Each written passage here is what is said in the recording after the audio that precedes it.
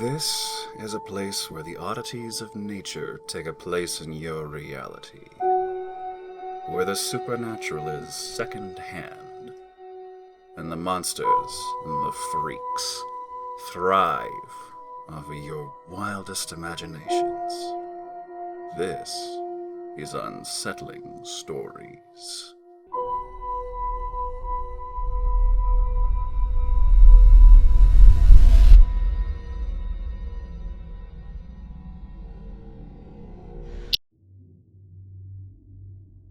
When I was 19, I worked for a local exterminator. I wasn't licensed to use the chemicals, but I did inspections. A potential customer would call the company. They'd send me out to take some notes and pictures, give the property owner a quote, and my boss would come out and kill whatever little critters were causing a problem. On a particularly busy day, I was scheduled to visit a barn on the far edge of some guy's ranch that had been infested with rats.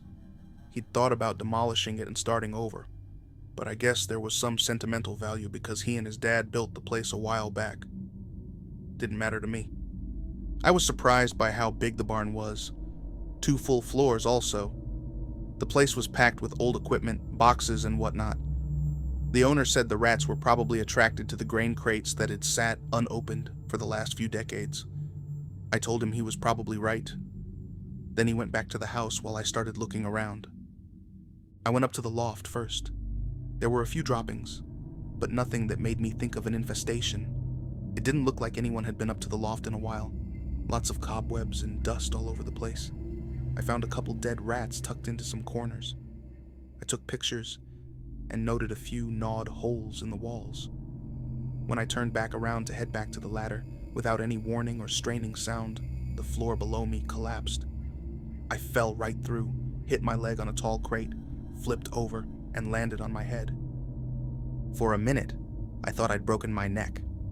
Thankfully, I could wiggle everything that mattered, but I quickly realized I'd broken my arm. To make it worse, I was wedged, upside down, between 2 crates.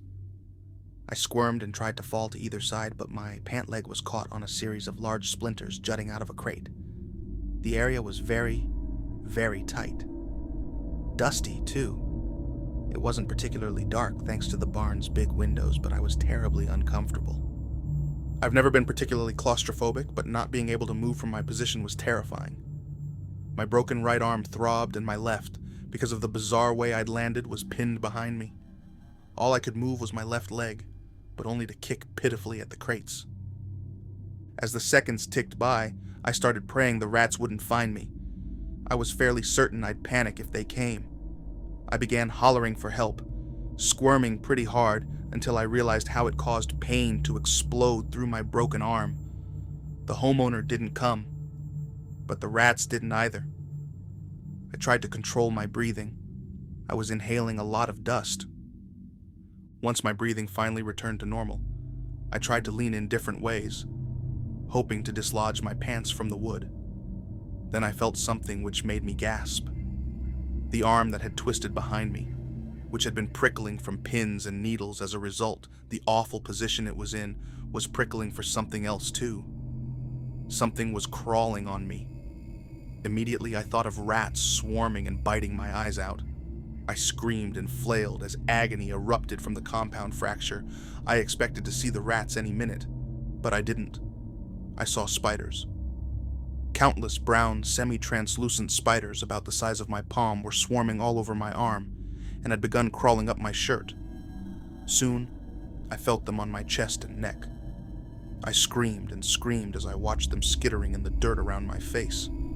I used what little movement I had in my head and neck to crush a couple with my temple and the side of my face, feeling their bodies burst against my skin.